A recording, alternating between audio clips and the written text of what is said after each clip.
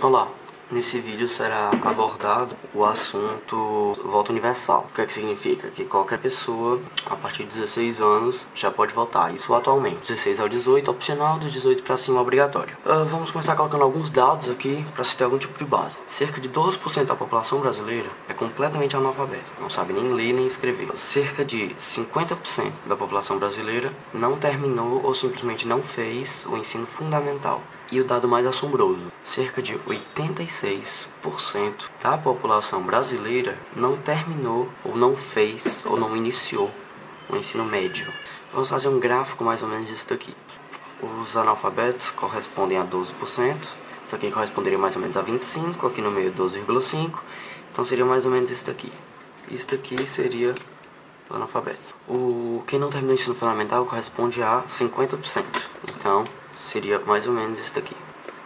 E quem não terminou o ensino médio corresponde a 86%. Isso aqui corresponderia a 75%, então 86% seria mais ou menos isso daqui, ó. Então seria isso daqui, a taxa da população que não terminou o ensino médio. O que nos deixa só com 14% da população que completou o ensino médio. A respeito do voto universal, vamos pensar em uma universidade hipotética. Nela existem 3.000 professores, 1.500 funcionários, prestadores de serviço, 30.000 alunos. Valores hipotéticos bem proporcionais aos reais.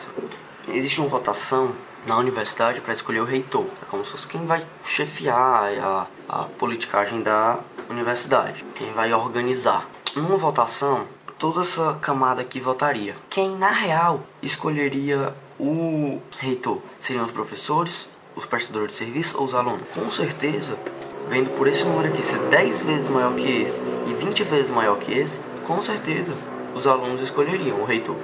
Mesmo os alunos sendo os que têm menos conhecimento sobre a universidade. Os que estão lá bem menos tempo do que os professores ou que os prestadores de serviço. Então o que é que a universidade adota? Que o peso do voto desse daqui é bem menor, ou que o peso desse é menor que o desse e que é menor que o dos professores. Os professores são os que têm a pesagem de voto maior, para poder ficar uma relação balanceada. O mesmo ocorre com o Brasil, o país.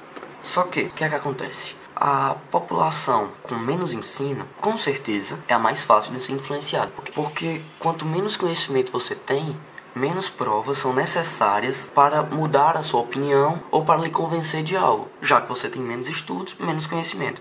Não que dentro dos analfabetos não tem uma quantidade de pessoas que não necessariamente é alienada ou induzida. E dentro dos que não terminaram o ensino fundamental também há. E dentro dos que terminaram o ensino médio também há. Só que essa quantidade é esmagada por todo o resto alienado e manipulado. E o que é que acontece? Existe uma pequena quantidade, minúscula quantidade de pessoas que tem uma coisa chamada poder aquisitivo.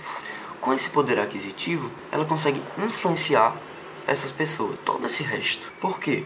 Porque ela promove propagandas, coisas na televisão, promove shows, promove falatórios, discursos, colocando demagogos, etc. no poder, facilmente.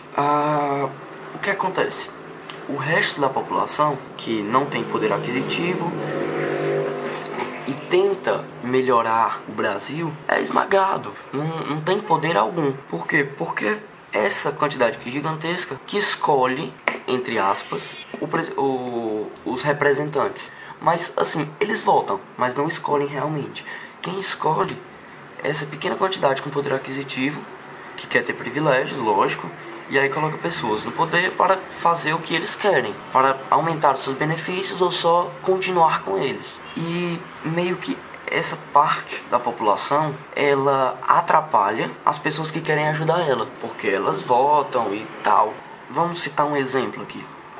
Vamos pensar no Brasil. Se por acaso fosse feita uma proposta por presidente ou alguém, uma proposta hipotética de reforma agrária, seria mais provável o quê? Que o povo votasse não ou que o povo votasse sim? Bem mais provável que o povo votasse não, porque a maior parte da população nem sabe o que é reforma agrária e a outra parte associa a reforma agrária com o comunismo, mesmo sendo reforma agrária uma medida capitalista, já que se a terra fosse dividida, a produção seria maior e os preços, os custos dos produtos seriam bem menores para a população consumidora. Só que, se fosse feito uma reforma agrária das terras improdutivas, seria dividi-las para pessoas que queiram produzir, seria votado não, com certeza. Mesmo outros países que, para crescer, também tiveram que fazer a reforma agrária, não foi bem uma votação, foi forçado, porque o povo não compreenderia.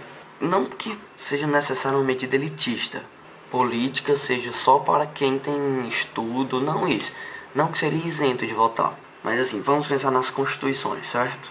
Em 1891 foi feita uma constituição que deixou o povo frustrado, porque só podia votar quem fosse homem, maior de 21 anos e alfabetizado, ou seja, 5% da população votava. Então, quem era assim era que dominava, que escolhia quem é que iria representar. E seria um controle terrível. Aí depois disso, na década de 30, Vargas fez o quê?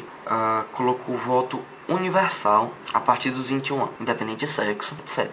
Todos votavam. E aí a população, ficou puta feliz. Agora não seria mais dominada, não teria mais coronelismo. Só que continua existindo isso, que sem ser por trocas de favores ou pela força através do coronelismo, mas sim por através de propagandas, e a população extremamente ignorante, que não sabe, não pesquisa, não olha, acha política um saco e acaba sendo completamente manipulada. E aí presidentes e pessoas demagogas e populistas são eleitas, como Lula, por exemplo, que passou 8 anos no poder fazendo a política do pão e circo. Qual seria uma proposta que, na minha opinião, é mais conveniente para a atual situação do Brasil? Todos votassem, só que ele tivesse um peso diferente para cada camada de escolarização. Por exemplo, o voto dos analfabetos valeriam menos do que o voto das pessoas que não terminaram o ensino fundamental, mas não são analfabetos. O voto das pessoas que não terminaram o ensino fundamental valeria menos das pessoas que chegaram até o ensino médio, mas não terminaram, e assim por diante. Só que pararia no terminou o ensino médio, para não ficar tão elitista.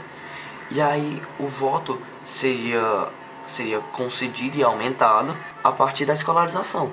Essa seria uma proposta mais plausível para o Brasil de hoje. Então é isso. Quem gostou do vídeo, curte, divulga, mas não precisa se inscrever no canal ainda, porque eu não sei se eu vou fazer outro vídeo além desse.